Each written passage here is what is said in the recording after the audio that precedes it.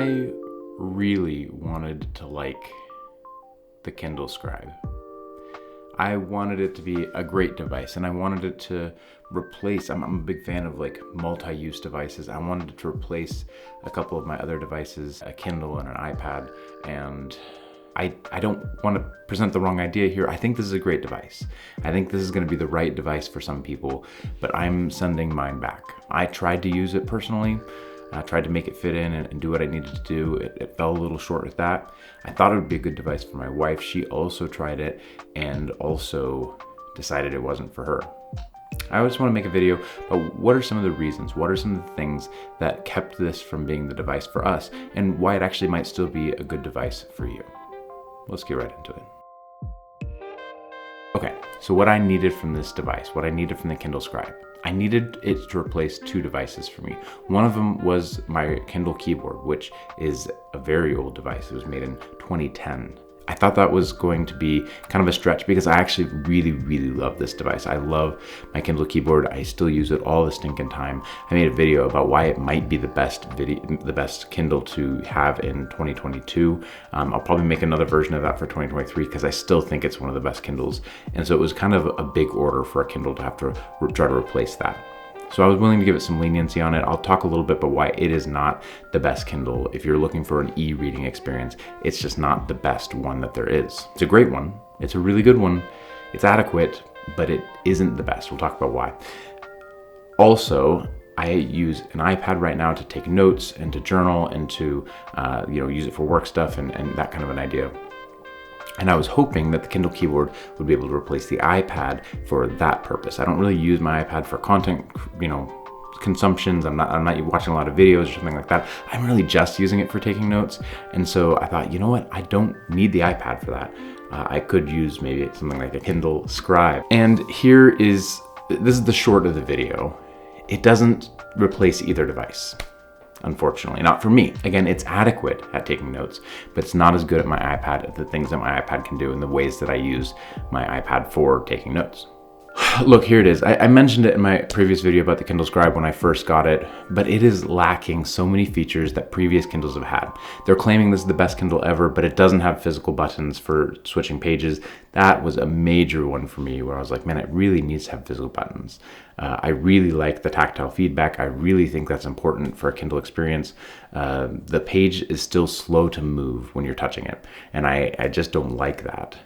The typing experience is negative. It'd be really great if it had a keyboard attached to the device. That would be really nice.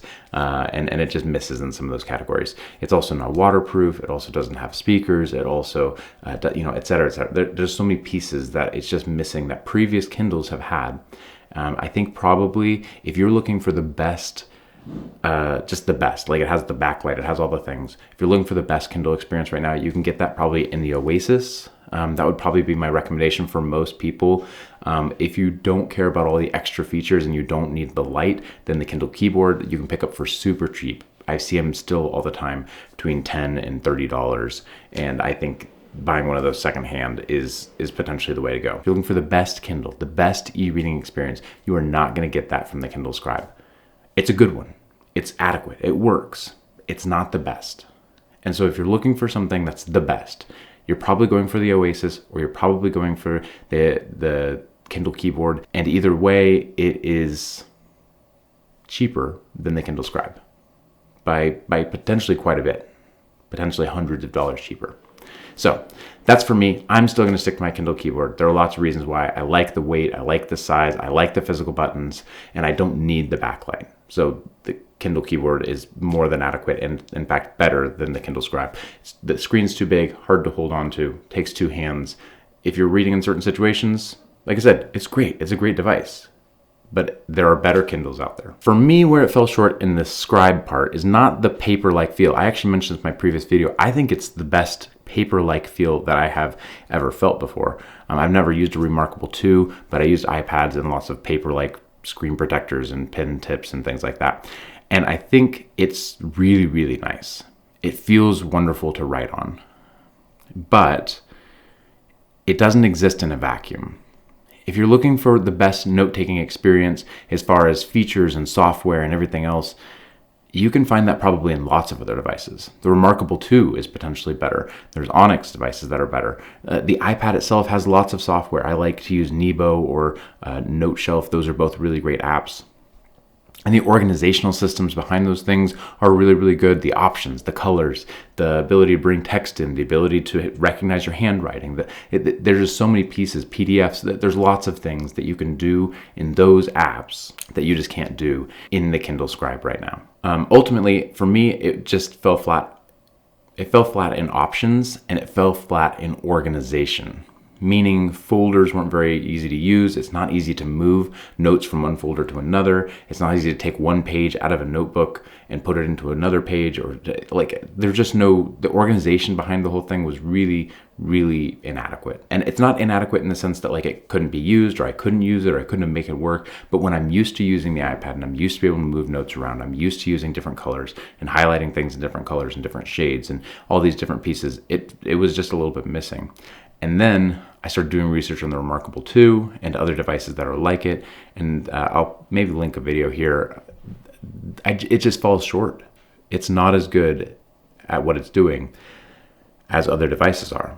And I think that would be fine if it wasn't as expensive as it was. If I'd spent $200 on this device, I think I could have justified it and made it work for me. But when I'm spending more than $400, it really hurts. Last thing I want to talk about is we bought the Amazon branded case for this thing, and we were really disappointed in that. You throw the case in a backpack, it doesn't like snap in. There's no way to get the Kindle to actually stay in the case. And so it does fall out, just objectively. Also, when you throw it in a backpack, the case kind of opens up, so your Kindle ends up being on. So like we'd pull it out of the backpack, like going to work or whatever, pull it out of the backpack and be like, oh, it's been on for the last who knows how long. Also, the pen snaps to the side the same way it does like on an iPad or whatever, but it doesn't secure in the case that way. And so you have to stick it to the loopy thing on the bottom. It feels like a weird design. I wasn't a big fan of that either. Those are minor things, but for a case that costs as much as it does, we bought the fabric version, which is also very expensive, but the leather version was even more expensive. And again, maybe I'll link a video in the description about that. The case feels like a bit of a miss to me. I'm not sure it was worth the cost, and there aren't a lot of alternatives out there, obviously. So the case was frustrating to get the one that's branded by Amazon that was made for this device and then go, oh, it seems kind of sucky.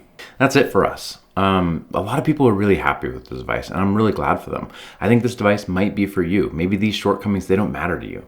Maybe you're not currently taking notes on an electronic device. You're just moving from notebooks and you feel like, I'm not gonna care that much about the organization.